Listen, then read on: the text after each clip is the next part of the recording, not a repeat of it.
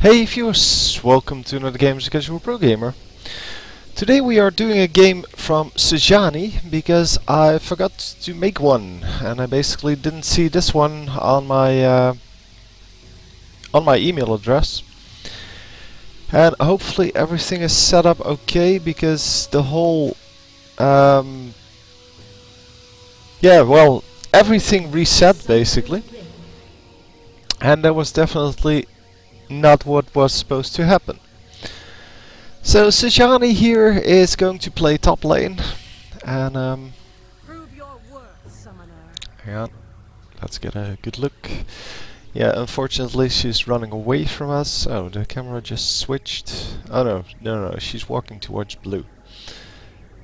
So yeah, she's riding a pig, and I think that's hilarious, but it also looks kind of terrible compared to the other characters. But that's just me.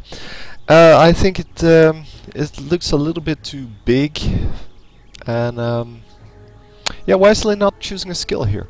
Anyway, since this is the first game of her, I will discuss the skills a little bit before all the action heats up. Although apparently for the first few minutes there is not a lot of action in top lane.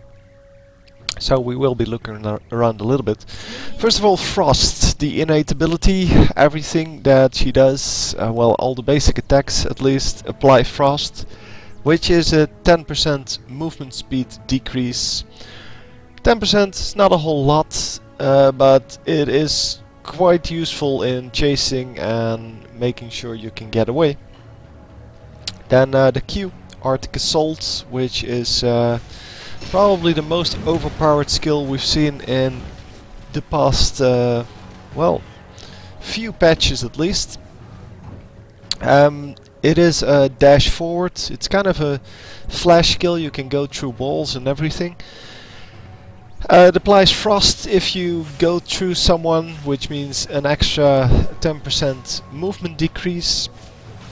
And if you collide with an enemy champion, it does stop, but since the range is bigger than Flash, it is actually hugely overpowered. And since it applies Frost as well, you can you can safely call this one the most overpowered skill of the last few patches. Anyway, we are in a 1v2 lane against an enemy Sejuani, so that makes it impossible to win this by definition, because, well, you cannot go up against your own champion plus another champion and expect to come out ahead. Consistently, at least. I mean, it's still about the skill, of course, and therefore we see an early gank from Warwick. Warwick cannot really get anything done yet, but yeah, just his presence is enough to make sure that they won't lose their turret at level 3. Anyway, the Arctic Assault, yeah, it does some damage. It doesn't do a whole lot of damage, but it is definitely useful to farm and to get away, because the well, the damage ability goes for everyone you move through, so also minions, and the ones you stop, well, where you stop you get kind of an AoE effect. You can also set the distance, so you can go to full length. You can also go a short distance if you want to hit some minions only, but don't want to run into enemy champions.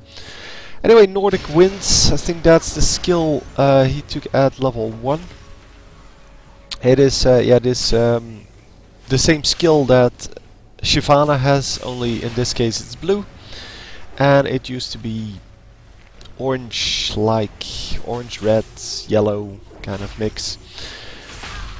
Anyway, Sejuani gets this AoE around her, and it deals magic damage, and the funny thing is that it doesn't apply Frost. I thought this would apply Frost as well, but it doesn't, so there is no movement decrease. It does apply extra damage to enemies who are already in Frost or Permafrost. We will get to Permafrost on the next skill. But anyway, the yeah, so if you apply or if you do a basic attack first, they will take double damage. And or no, 50% more damage, 150% damage. Then the permafrost. Permafrost converts frost to, well, a bigger increase. In this case, 40% since it's level 2. I think it will increase. It also deals a pretty decent amount of damage. And yeah, we see meanwhile the Sejuani staying way back up against her turrets in order to stay alive, because as I said, if you go up against your own champion, then it's pretty much impossible to win the lane. So the only thing Sejuani gets to do is basically, well, get some damage done to the minions and, well, get the experience. At the moment level 5, where the enemies are level 3 and 4. So yeah, now 4 and 4. But yeah, that's the only advantage you get. You don't really get to farm a whole lot, and it is really hard to, well, do this in general. Anyway, the Glacial Prison, the ultimate, that's kind of a skill shot, and once it hits the a champion, it will freeze everyone in that range. It is actually a pretty decent stun. It's a 2-second stun, and then after that they are slowed by the frost, so you can use permafrost to decrease their movement speed even further. It is now 50% movement speed reduction, and 50% is a really huge thing, especially since everything she does except for the W applies frost. And that means that you can get, well, a whole minion wave with the permafrost at the moment with just the damage, and the W also increases the damage, and yeah, all in all you can do a whole lot of damage, but for some reason the champion is not that strong. I don't really understand why. I think people still need to learn how to play her, because a champion that applies movement speed decrease to everything and has a 2-second stun, has a 50% or, well, even more at level 5 speed reduction. That is going to be awesome in team fights, and especially if you build her quite tanky, that should work out just fine. Anyway, we will see in the minions that she's really behind now, 22. Actually not that far behind to other champions. That is quite surprising.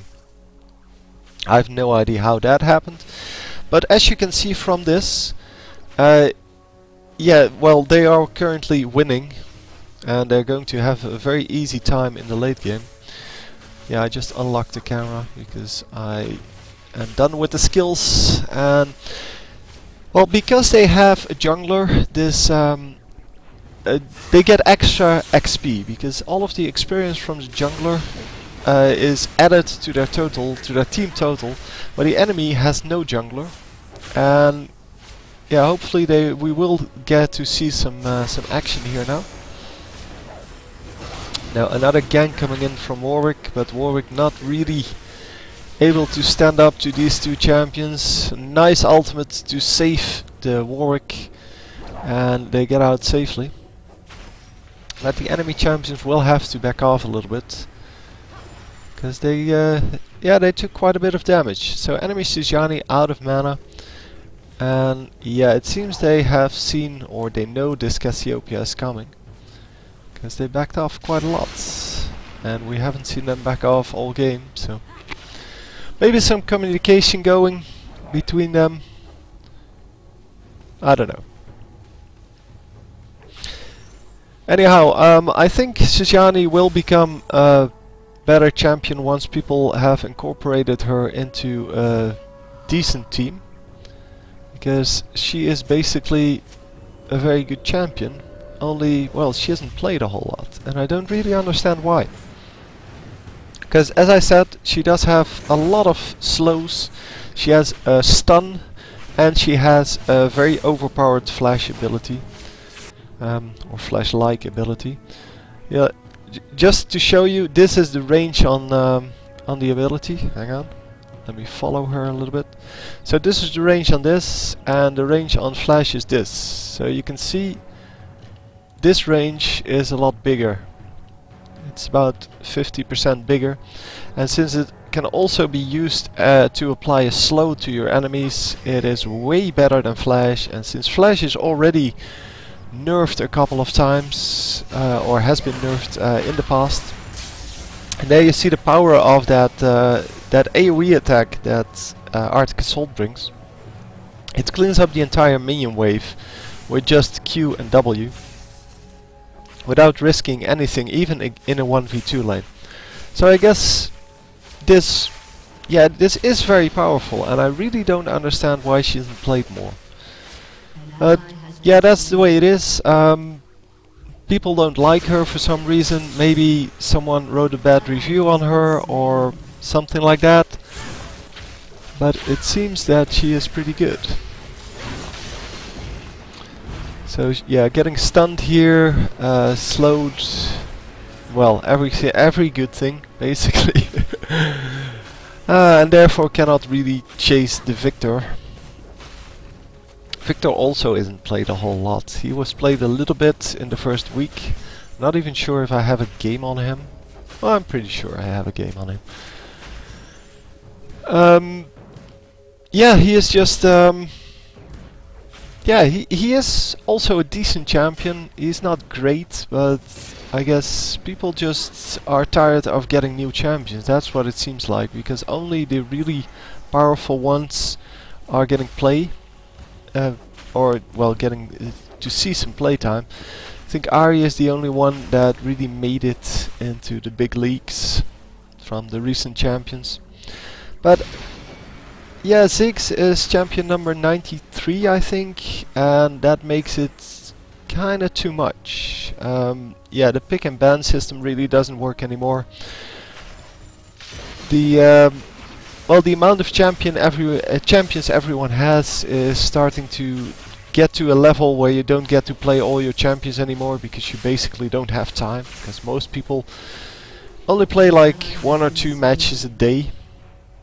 And yeah, if you have 90 champions, that'll take you 2 months to get through them. And yeah, well, that's really not the point of having champions. I think you're supposed to be able to practice with or play with all of them, and with this many, it's just not that useful anymore to have so many. Anyway, yeah, in the meantime we see a lot of kills on the other lanes, and Sejuani still at 0-0-0, which is pretty impressive, to be honest, because in a 1v2 lane the enemy should have been able to push this turret way better than they did here, but due to the fact that he played really passively in the first 12 minutes so far, he has been able to survive and to get a decent amount of minions compared to the rest. Of course, yeah, he has a good reason to only be at 50 minions at this point. The rest of the team really doesn't. The mid laners, the bottom laners, they should all be way higher. I guess the bottom laners are higher because Kog'Maw plus I think Orianna at the bottom lane, and they are at 100. Where, well, nobody is at 100 for the rest. As I said, this Sejuani, yeah, being in a 1v2 lane really has a reason not to be at 100, but the rest really doesn't. It is of course really difficult to last hit if you do it like this Victor does, which is just right click one minion and then let it keep attacking. And it is time to go back here, I think. Yeah, that was a useless Warwick ult, and the ultimate might go down. Yeah, getting the stun off. Did I really change the effect on that? Because it seems that I had a big ice prism, well, a triangle of ice basically surrounding the whole champion, but oh, that may be because I put the effects to low to get a better recording. If I set let's set that to high. Hang on. Video, yeah, as you can see everything is set to low, and if I set this to medium at least, then I might be able... I am casting in colorblind mode for those of you interested. And we are going back, and we are going onwards. So we are going to fast forward a little bit until Sejuani is back in lane.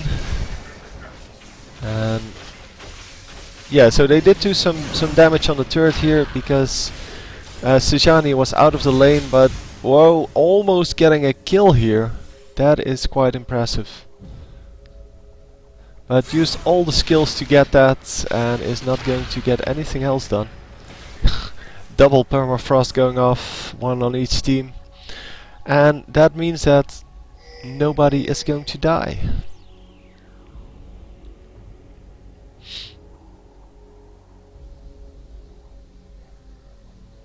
Anyway, mid lane is yeah, kind of deserted at the moment, and bottom lane also, yeah, not a whole lot of action going on. Although this should be an interesting lane to say the least, because you have two ranged champions on this side versus one ranged and one melee champion. So that should have easily been won by these two.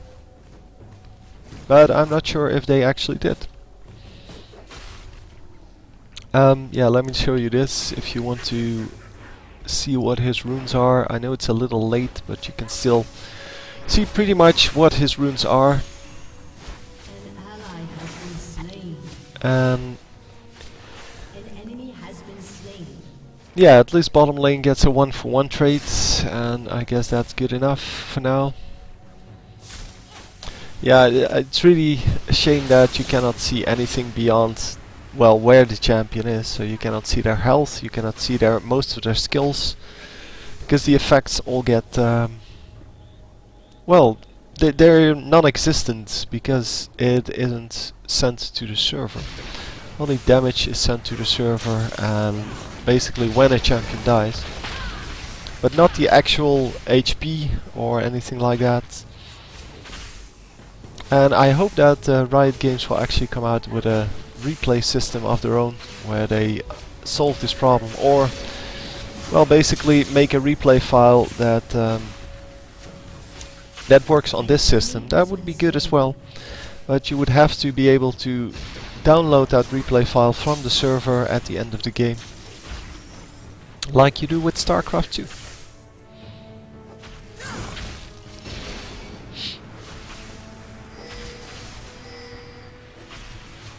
Anyway, yeah, we're just doing the same thing over and over again. When the wave comes in, he's trying to get as much damage done on the minions as possible while trying to keep the enemies away from his turret. And yeah, it is of course kind of hard to get the minions without any attack damage items against the turrets. But so far so good. Hasn't died yet, also hasn't gotten a kill, but yeah, that's kind of obvious in a 1v2 lane.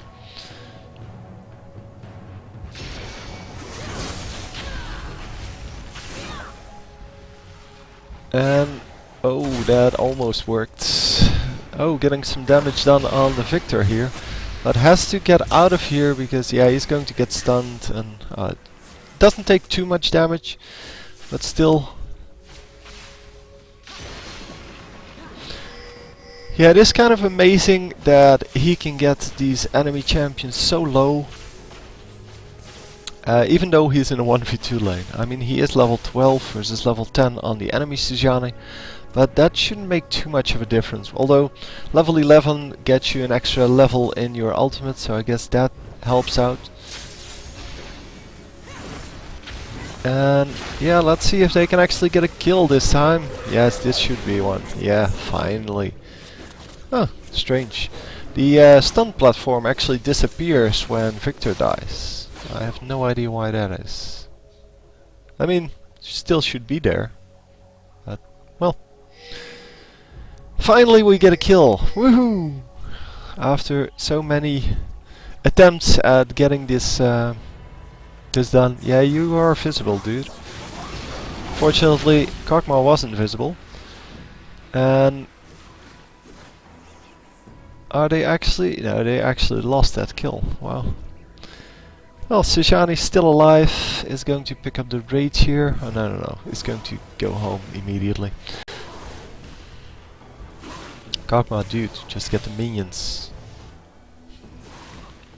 Yeah, whatever. Sejuani now going for Banshee's Veil. Don't know what the recommended items are on her are. Apparently Banshee's Veil. And, well, all tanky items. Although I think she's pretty decent as, well, kind of a tanky AD, tanky AP, things like that. Something Bruiser-like.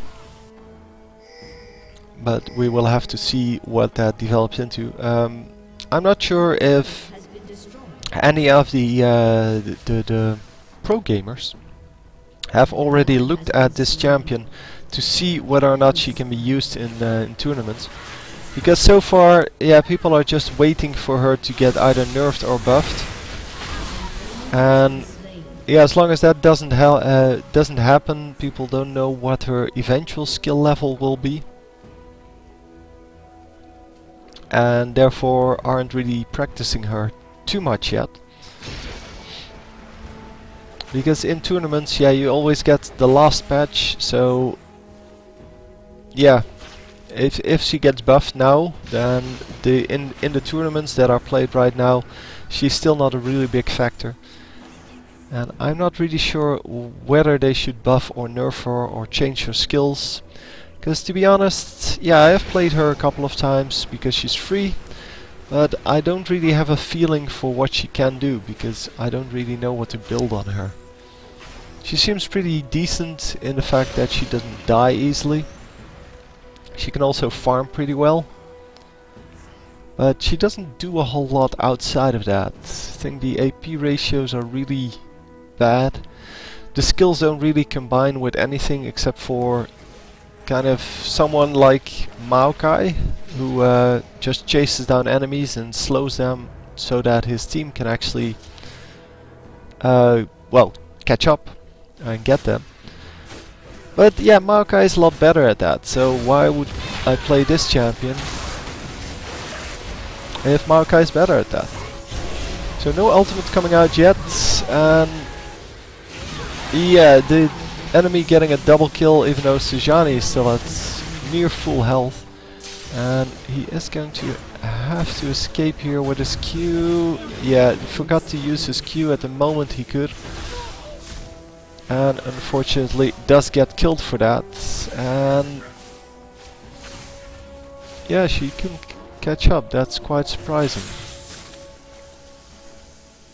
Hang on. Oh, she has 6 stacks. Okay, that's pretty decent. Now she has 8 stacks.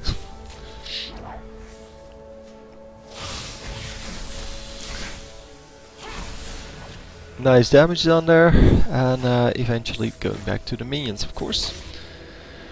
We're going to fast forward a little bit, because we are following Sejuani around, and she was dead.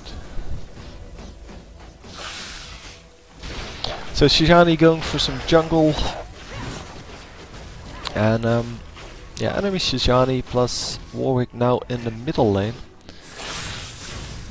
So that's a 3 versus 1 now normally, and oh, 4 versus 1. But yeah, the not only the enemy team is grouping up here. Oh, unfortunately they lose Cassiopeia, which means that they lost a lot of damage there. And we see a skateboarding Ezreal. I don't know what this bug is. Well, I know what it is, but I don't know what's causing it. But it really looks horrible. Because for the rest of the game, he will be skateboarding now. Unless something really, well, something that happens like, I think it's a movement speed increase or decrease. Yeah, here. Now he got slowed and then he ran again, but then all of a sudden he stopped running again. And I have no idea what causes that. I know that the movement speed increase can cause this, and I'm pretty sure the decrease will do exactly the same thing. But I'm not sure why they haven't fixed it yet, because if I know that it's caused by a movement speed change, then they should know that as well, and then it should be easy enough to find what's causing it. Anyway, we are going for Dragon here, which is a wise choice. Obviously, Dragon is always a wise choice. There is no ward out, but it seems that the enemy has no ward out either, because there's still 3 champions mid. And yeah, nobody's coming for them.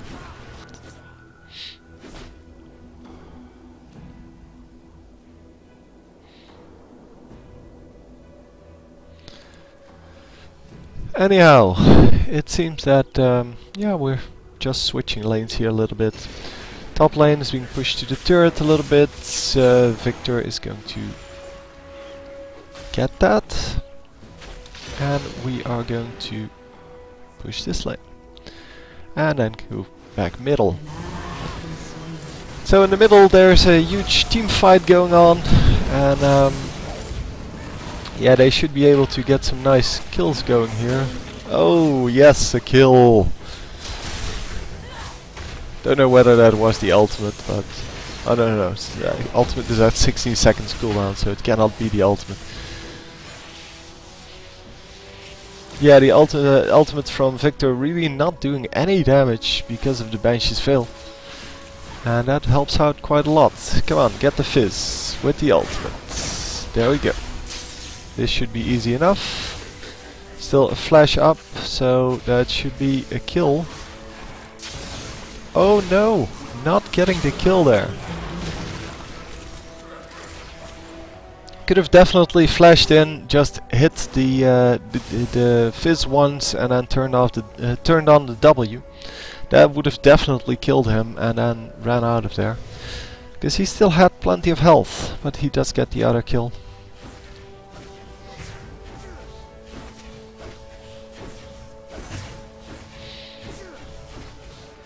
Anyway, we are just going to continue on, and yeah, we're going to take a look at the builds a little bit. Yeah, I don't know why people build attack speed Orianna. If you're 1 and 4, then it kind of proves that you're not very good with it. And yeah, it does work because she gets this attack speed or attack damage increase when you hit people multiple times, but it only stacks 3 times, and it really doesn't add that much damage. So in the end, I don't think it's worth it.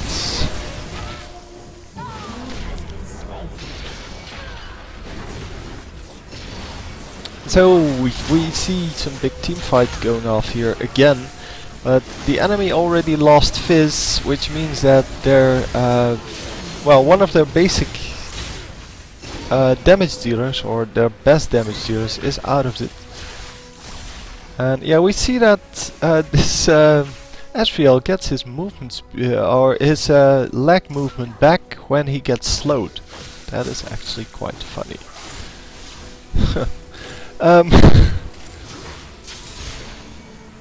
But yeah, we they lost their damage dealer early on, and still they went in for the team fight, which is not very smart. It's like losing Cassiopeia or Orianna and still going for the kill. Oh, the ultimate is still up. I don't know why he didn't finish off Asriel with the ultimate, but still might do that. And there is a red buff on enemy Sejuani, which means that that is free to grab here. Get the red buff. Yep, there we go. Red buff going to Kog'Maw here. And Sejuani really needs to get out of this. Yeah, it's going to get killed, but they are going to get the kill on this guy, fortunately. And all of these kills go to the right guy, which is Kog'Maw. Because the more fed your Kog'Maw is, the better it is for you. And they are going to get this turret now, and we are going to fast forwards. By this time, yeah, the kills really don't differ that much, but I think there's a big difference in who gets the gold, because the Kog'Maw and the Cassiopeia, both really heavy hitters, they have all the gold, and on the enemy team that is just Fizz. Or, yeah, well, Asriel as well. Okay. So they have it on their damage dealers as well, but Fizz is building Thornmail and Null Magic Mantle, which kind of makes him a little more useless. And yeah, they are going to get a kill for this turret, which really wasn't necessary on the enemy's part. And is he going to get out of this? Yes, he is. Still has his Q up. And now has his ultimate up. And giving all of the minions to Orianna, well, and Warwick, I guess. Which is a good thing. Obviously, this would be a good thing as well, getting this this minion wave. Yeah, could have used the Q to get in here, and that would have almost instantly killed all of them. Because it applies frost, and with the W you do a lot more damage then. Oh. Missing the last hit on that. And we are going to fast forward a little bit. Oh, we're back here. Yeah, we're going to farm a little bit. Don't know how long this game will go on for.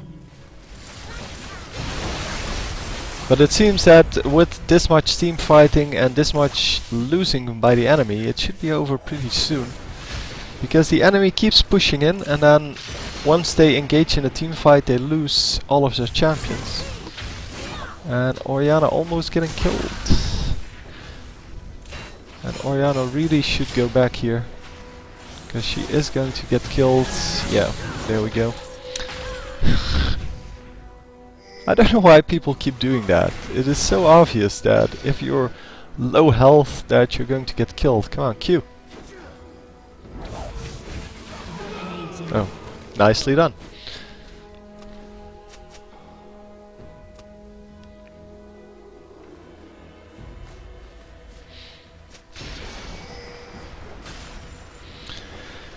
Anyhow, we are just going to farm up a little and apparently go back.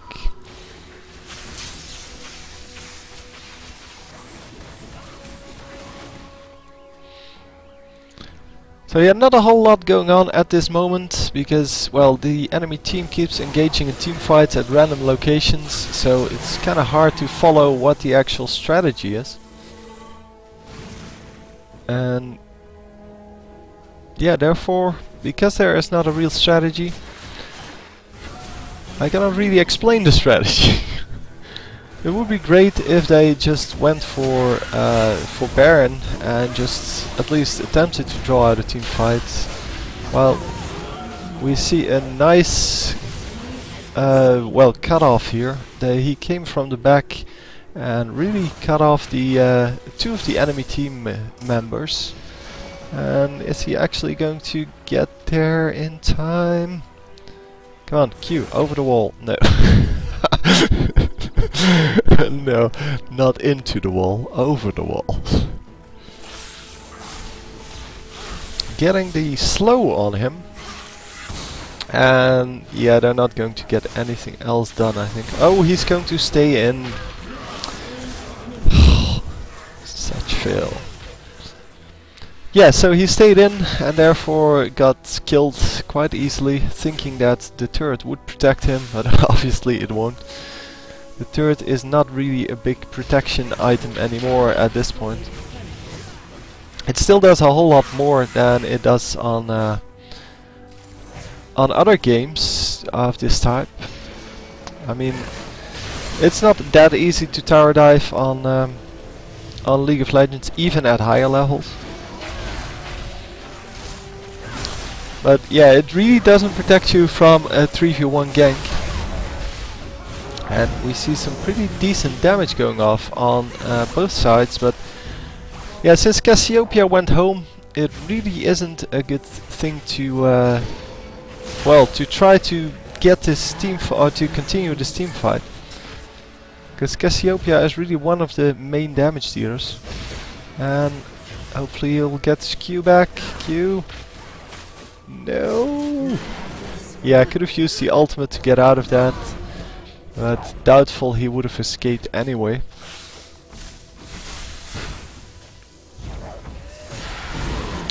But yeah, Cassiopeia just getting some more stacks, has 18 now, so only one more kill until the 20, which gives her reduced cooldowns, I think.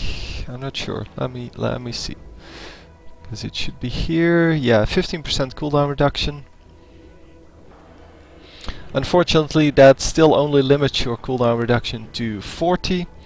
It would have been great if that actually increased it to or if that didn't count towards your 40% limit. So basically if you could get 55% with that, because then it would have been so much better. But no, yeah, it doesn't really matter whether you have 20 stacks or 18. It's kind of the same. And we are going to see Sejuani join up with the team and going to get this easy kill here. That really wasn't necessary at all. But yeah. Did Cassiopeia die? Yes, she did. So that makes her lose 1/3 of her stacks. Which means she's now at 12 again. And yeah, that is quite hard to build back up again, obviously. Because there aren't that many kills in games, and you need quite a lot to keep up with that if you keep losing stacks.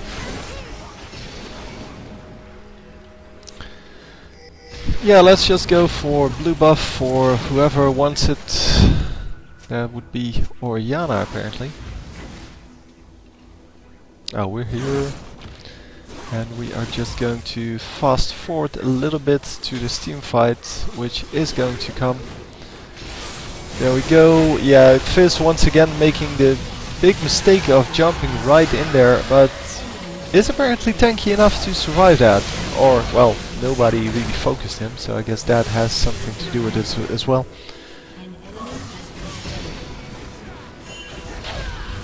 So Victor should die here as well, but is not going to. Victor is yeah, really lucky in that regard, because he could have easily died there. And he is still not safe because Cassiopeia is coming in here. She is going to cut off one retreat path, but should have used the Q. And yeah, nobody else is going to die.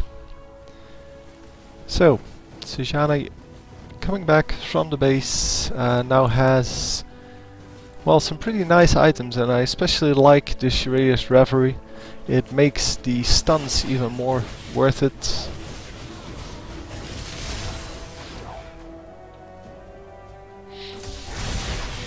And yeah, we see another team fight where Warwick just jumps in like a crazy person and just gets owned by the whole team. And then enemy Sejuani should die here. Who else is going to die? Fizz is once again right in the front of the fight and didn't die yet, but so that's another kill for this guy. Oh, 19 stacks now, and really eager to get the 20th, obviously. And are we going to see that 20th stack? No, I think not. Oh, two really low champions now. And oh, come on. Yeah, that's a kill. Yep, so 20 stacks now. Excellent.